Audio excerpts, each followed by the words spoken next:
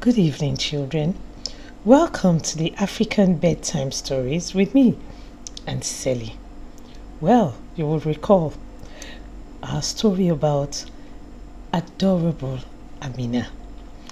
As you already know from our previous episodes, Amina lived in a large farmland with her father, her stepmom, and her two stepbrothers.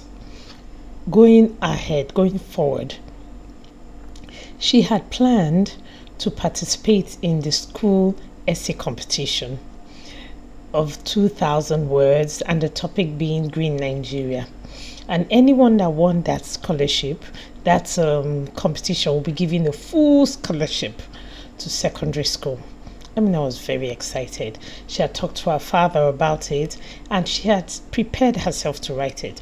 But Binta, her stepmom, had set out to sabotage, to make sure that Amina is not able to submit her essay. On Monday, she had only one week to do this submission. On Monday, when she came back from school, she had already sketched out her plots, start writing, thinking about what ideas to get from the farm, turning waste to riches, agricultural, organic agriculture. No, she was just weighing the points, doing her research. She had been in the library that Monday doing some research with all her experience on the farmland. Only for her to wake up on Tuesday morning and Binta said she was not going to school, that Sule, her stepbrother, wasn't feeling well, that she was going to stay back home. Amina didn't take this bitter pill easy. But after a while, she braced up and took that opportunity to write out her essay. She had decided on the plot, she had done the introduction, about 500 words. She was even in the body throughout that day while she was taking care of her brother, Sule. She was writing.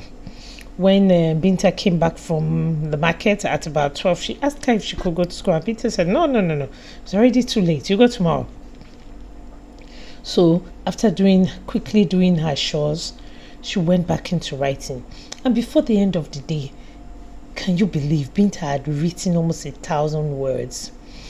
So on getting to school on Wednesday, she was so excited. She told her class teacher that she was going into the competition. She had written somewhere that would he help her look through it. She said yes. And there was a form that she had to take home for her father to sign.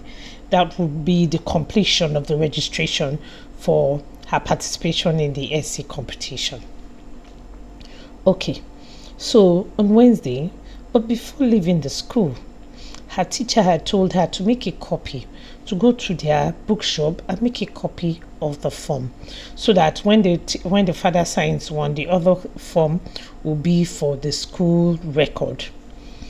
On getting home on Wednesday, Amina ran to her father and said, "Oh, sir, you need to sign this thing for me to be able to participate in the essay."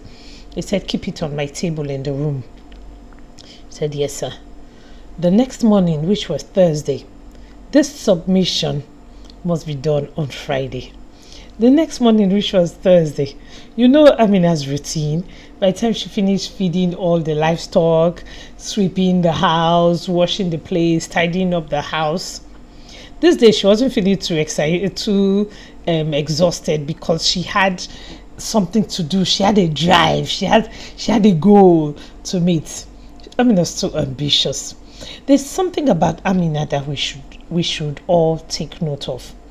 There are some attributes in Amina that made her so adorable. No matter the cruelty that was meted to Amina, she never faced it with the same measure of cruelty.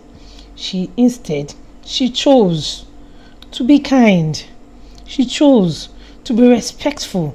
She chose to be obedient and compassionate and very hardworking.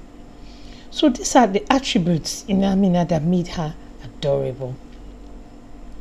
Then on Thursday morning, she went to her father to get back the form and it was nowhere to be found.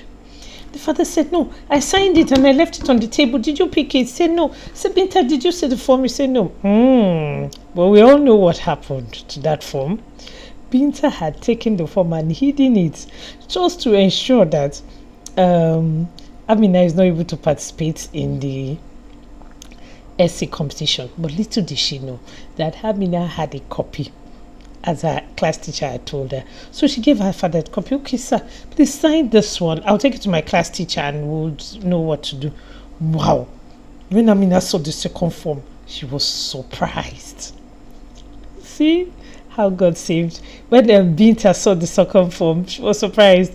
See how God saved Amina. So the father signed it. Amina took it to school. By Thursday evening, Amina had finished 2,000 words, was ready to submit. So she gave it to her class teacher to review and she went home. When she got home that day, Binta sent her on a long errand and went to her school bag searching for the essay. Little did she know that Amina had given her class teacher to help her look through it for her to submit on Friday. Hey! Amina succeeded. And do you know what? She came the first.